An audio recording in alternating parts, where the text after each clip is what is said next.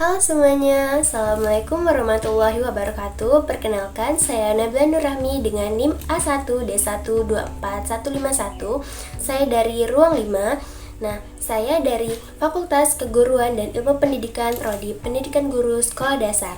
Di sini saya akan membahas tentang konsep pembelajaran Undang-Undang Dasar di sekolah dasar. Gimana videonya? Ayo disimak. Undang-Undang Dasar 1945 merupakan landasan konstitusi dan hukum tertinggi di Indonesia yang mengatur hak-hak penyelenggaraan warga negara Indonesia sebagai fundamental. Undang-Undang Dasar mencerminkan nilai-nilai dan prinsip bentuk struktur fungsi pemerintahan serta kehidupan berbangsa dan bernegara di Indonesia. Pengenalan Undang-Undang Dasar 1945 di sekolah dasar menjadi sangat penting karena pendidik merupakan salah satu cara untuk menanamkan pemahaman dasar tentang konstitusi kepada generasi muda serta membentuk sikap dan karakter dari siswa yang sesuai dengan Pancasila dan nilai-nilai kebangsaan.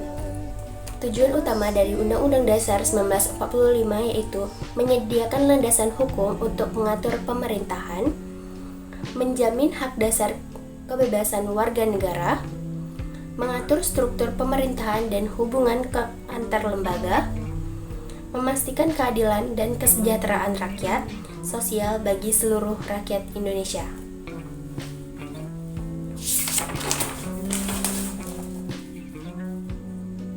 Undang-Undang Dasar 1945 berlandaskan prinsip yaitu kedaulatan rakyat yang semua dari rakyat untuk rakyat, negara hukum yang mana Indonesia sendiri merupakan negara hukum yang semua tindakan harus berlandaskan dengan hukum.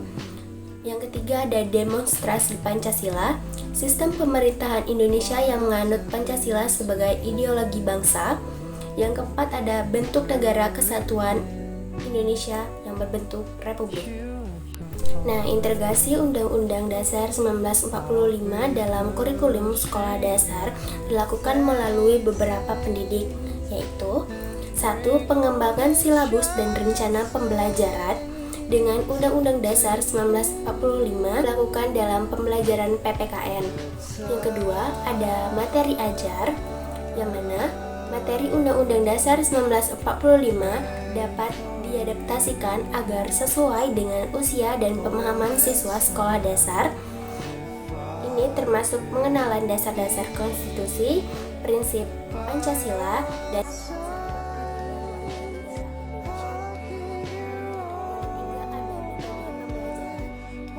dijelaskan untuk memperdalam pemahaman tentang Undang-Undang Dasar 1945 dengan menarik seperti kerja kelompok, datang ke museum supaya anak-anak tersebut bisa berinteraksi langsung dengan sejarah-sejarah yang udah disiapkan di dalam museum tersebut. Terus ada permainan edukasi seperti bermain peran, yang mana siswa tersebut bisa bermain peran dalam proklamasi kemerdekaan, panitia 9, ataupun yang lainnya. Yang keempat ada integrasi dalam kegiatan ekstrakurikuler. Dengan ini membantu siswa memahami dan menghargai nilai-nilai dasar negara sejak dini, seperti pramuka. Terus ada juga mengenai tentang upacara bendera. Selain itu akan ada banyak tantangan yang akan dihadapi pada saat proses pembelajaran Undang-Undang Dasar, seperti minat belajar yang rendah, yang mana siswa tersebut merasa bosan dengan materi Undang-Undang Dasar yang seperti itu saja.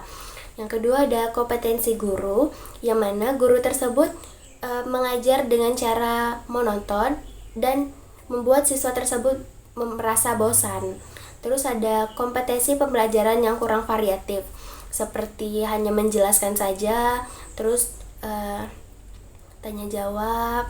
Nah, mungkin siswa tersebut kurang variatif dengan pembelajaran yang dilakukan. Misalnya kita bakal lebih variatif lagi dalam melakukan proses pembelajaran Undang-Undang Dasar seperti Undang-Undang Dasar ini, sehingga membuat siswa merasa tidak bosan dalam menangkap konsep-konsep dan materi yang diajarkan oleh guru tersebut. Dengan banyaknya tantangan yang dihadapi untuk mengajarkan anak-anak tentang materi Undang-Undang Dasar 1945, ada berbagai solusi yang bisa diterapkan, yaitu meningkatkan pembelajaran yang kreatif seperti bermain peran dan simulasi. Yang kedua, mengaitkan undang-undang dengan kehidupan sehari-hari untuk membuatnya lebih menarik dan relevan. Yang ketiga, memanfaatkan teknologi seperti menonton video pembelajaran dan aplikasi pembelajaran yang mendukung proses pembelajaran tersebut. Yang keempat, mengupayakan media pembelajaran yang relevan dan menarik.